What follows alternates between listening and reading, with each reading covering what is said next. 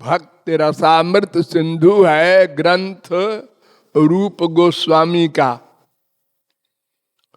तो उन्होंने भक्ति के गुण बताए हैं।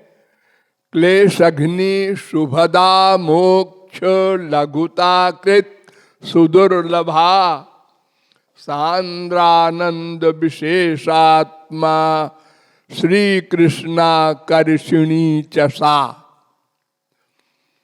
साधन भक्ति के दो गुण, क्लेशघ्नि शुभदा।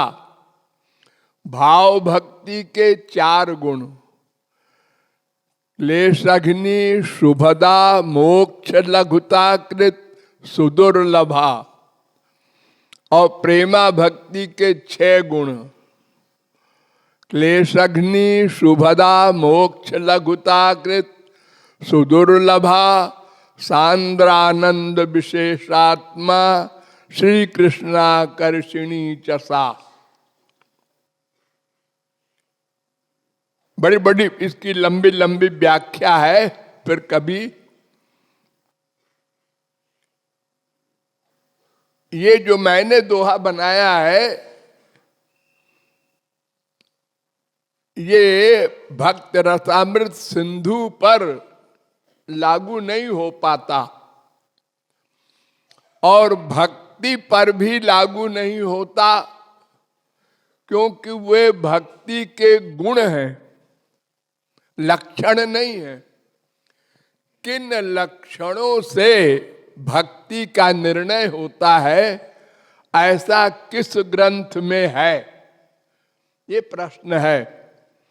तो ऐसा भागवत में है। भागवत ग्रंथ ऐसा है, उसमें 6 लक्षण कौन कौन है? उपक्रम, उपसंहार, अभ्यास, अपूर्व फल, अर्थवाद, उपपत्ति। ये 6 लक्षण होते हैं।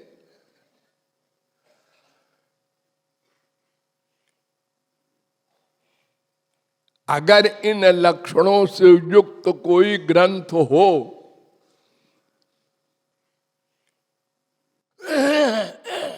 एक भक्ति के बताने वाला,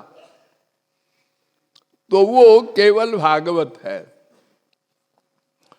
भागवत का उपक्रम क्या है? माने प्रारंभ। जन्माद्यस्य यतोन्वयादितरतश्चार्थेष्वभिज्ञस्वराट् तेने ब्रह्म हृदय आदि कवये मुह्यन्ति यत्सूरयः तेजो वारिमृदाम यथा विनिमयो यत्र त्रिसर्गो मृषा धाम्ना स्वेन सदा निरस्तकुहकम सत्यम परम धीमहि। जिससे संसार का निर्माण होता है, संसार की रक्षा होती है, संसार का प्रलय होता है। ये जो मेन परिभाषा है भगवान की, और वो संसार का जो निर्माण करते हैं भगवान, तो धामना अपनी स्वरूप शक्ति से करते हैं। लेकिन संसार में स्वरूप शक्ति नहीं छोड़ते। स्वरूप शक्ति के द्वारा सृष्टि करते हैं, लेकिन निरस्त कुहकम माया को दूर रखते हैं, उनके पास नहीं आ पाती। तो ऐसे सत्यम, सत्यम माने श्री कृष्णम, परम सुप्रीम पावर, धीमहि ध्यान करता हूं, उनकी भक्ति करता हूं। ये वेद व्यास ने कहा।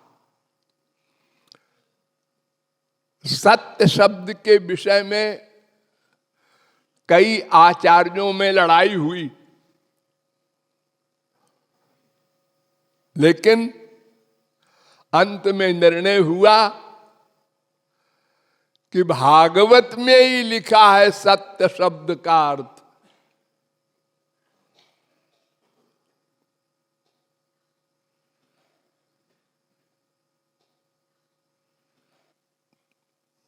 सत्यात्मकं त्वां शरणं प्रपन्ना सत्यत्रयं सत्यपरं त्रिसत्यं सत्यात्मकं त्वां शरणं प्रपन्ना।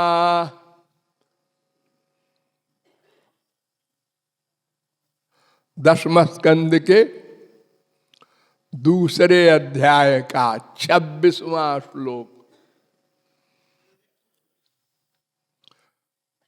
सत्यात् सत्यंच गोविंदस।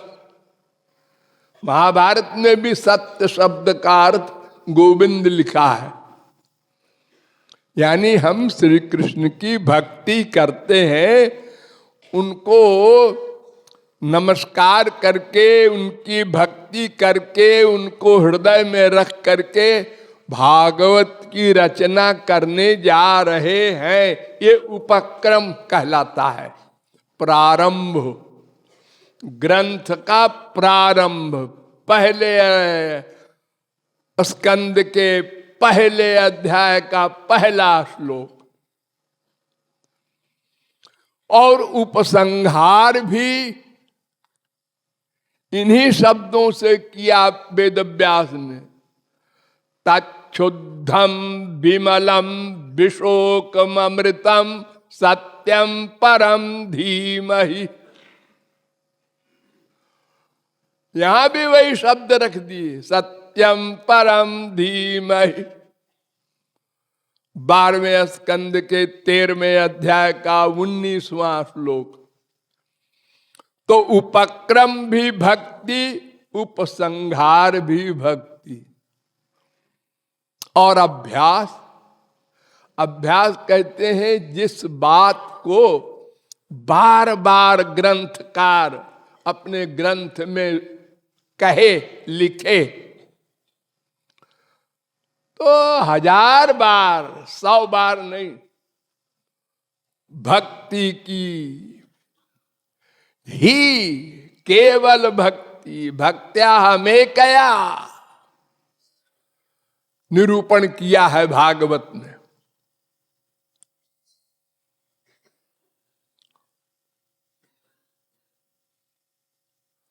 और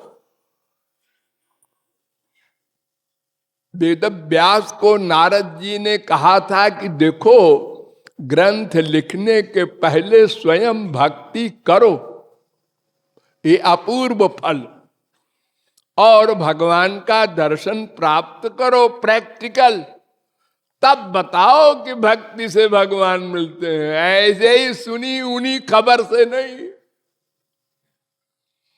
तो अपश्यत पुरुषम पूर्वम मायाम च यदपाश्रयाम यया सम्मोहितो जीवा। 1:7:4, 1:7:5 भागवत। भगवान का दर्शन किया भक्ति करके, और माया का भी दर्शन किया, और जीव का भी दर्शन किया, सब भगवान में समाहित हैं। जीव माया की सत्ता अलग नहीं है, उपलब्ध भगवान के अंडर में है। कोई शक्ति शक्तिमान से भिन्न नहीं रह सकती। ये अपूर्व फल है। और अर्थवाद सारे भागवत में सब साधनों से ऊपर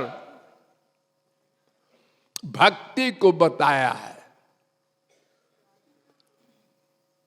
और साधन न माया निवृत्ति करा सकते हैं, न भगवत प्राप्ति करा सकते हैं। कर्म स्वर्ग देगा, योग सिद्धि देगा, ज्ञान अज्ञान मिटाएगा, और कोई मार्ग तो है नहीं। और छठा होता है उपपत्ति, माने शास्त्र वेद के अलावा युक्ति से भी सिद्ध करे कि भक्ति ही एकमात्र मार्ग है। युक्ति से कैसे? भयम द्वितीयाभिनिवेशतस्या धीषादपेतस्य विपर्ययो स्मृति तन्मायया तो बुध आभजेत्तम भक्त्यैकयेशम गुरुदेवतात्मा। गुरु और भगवान की भक्ति आत्मा मानकर, जैसे अपने आत्मा की दास्ता करते हो हमेशा, ऐसे करो। क्यों करो? इसलिए कि तुमको जो ये दुख अशांति आदि है, ये माया के कारण है, और माया विमुखता के कारण है। तो विमुखता का इलाज सन्मुखता। जिस रीजन से रोग पैदा हो, उस रीजन को मिटा दो, रोग समाप्त हो जाए। ये माया हावी है तुम्हारे ऊपर, उसका रीजन है भगवद विमुखता। वो अनादि हो, कुछ हो, तो सन्मुख हो जाओ। सन्मुख होना माने भक्ति, हरि गुरु की भक्ति करो। ये युक्ति से भी सिद्ध किया, भक्ति ही एकमात्र साधन है भगवान को प्राप्त करने की। ये 6 लक्षणों से युक्त ग्रंथ पंथ हुआ।